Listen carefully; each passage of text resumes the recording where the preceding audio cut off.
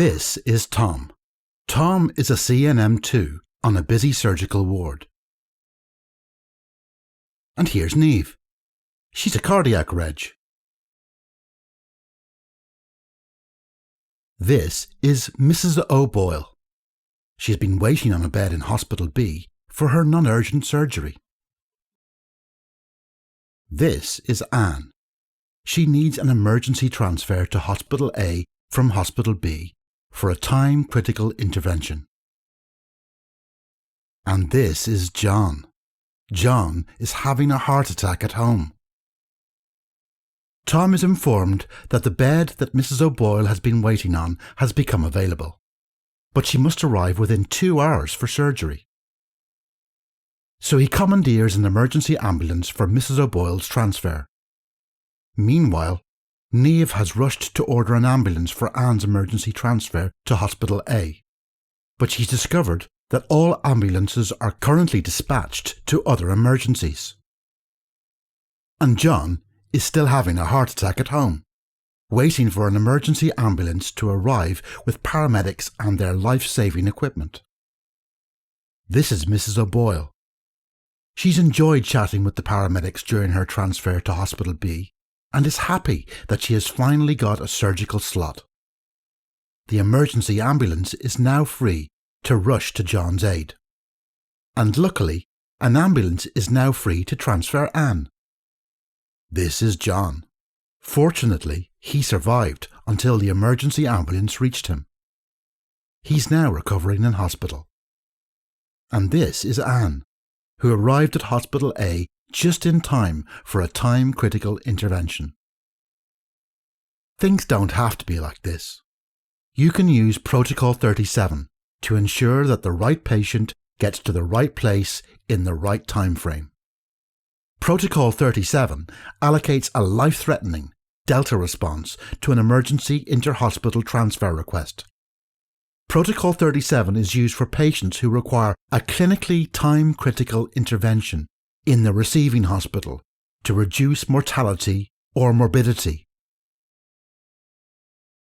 A clinical assessment identifies that the patient requires an intervention that must be completed within a short time frame. The requesting clinician must decide when the ambulance is needed so that the patient is not waiting for the ambulance, nor is the ambulance waiting for the patient. And the transferring hospital must supply the ambulance with the clinical staff, equipment and medications that the patient needs. The caller needs to ensure that all needs for the transfer are identified and communicated to NEOC so that the paramedics arrive fully prepared and the transfer is not delayed. The transferring hospital must ensure that the patient is ready when the ambulance arrives. The transferring hospital is responsible for communication with the receiving hospital, securing a bed, speciality, and accepting consultant. Doing this ensures that our time and resources are spent wisely, and the best possible patient outcome is achieved. Remember, Protocol 37 requests compete for ambulance resources that are prioritised to deal with community call incidents. So we need to ensure that non-urgent transfers don't get prioritised over emergency transfers and our valuable emergency resources are utilised correctly. Use Protocol 37 and follow best practice to get the right patient to the right place in the right time frame.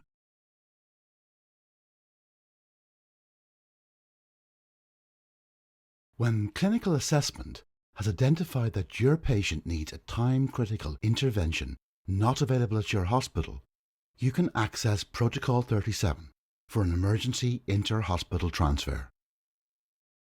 First, liaise with the receiving hospital, consultant and service, and secure a bed or service.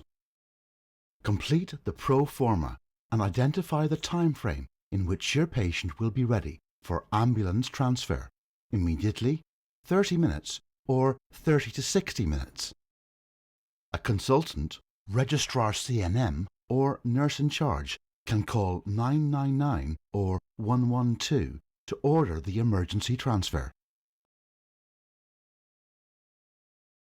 The emergency call answering service will ask if you require the Gardaí, fire or ambulance. You must ask specifically for HSE National Ambulance Service. Remember to state clearly that you require an emergency inter-hospital transfer, Protocol 37.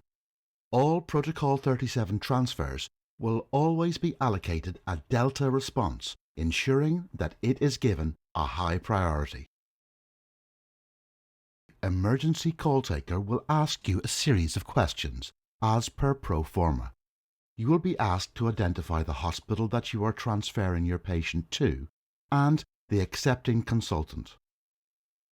You can now identify any specific equipment required during the transfer.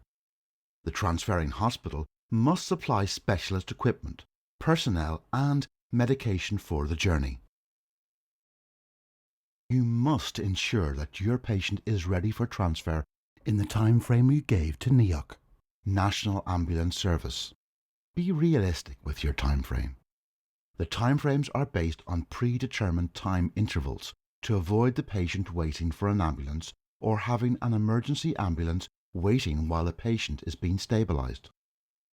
Use Protocol 37 and follow best practice to get the right patient to the right place in the right time frame when a critical intervention is required.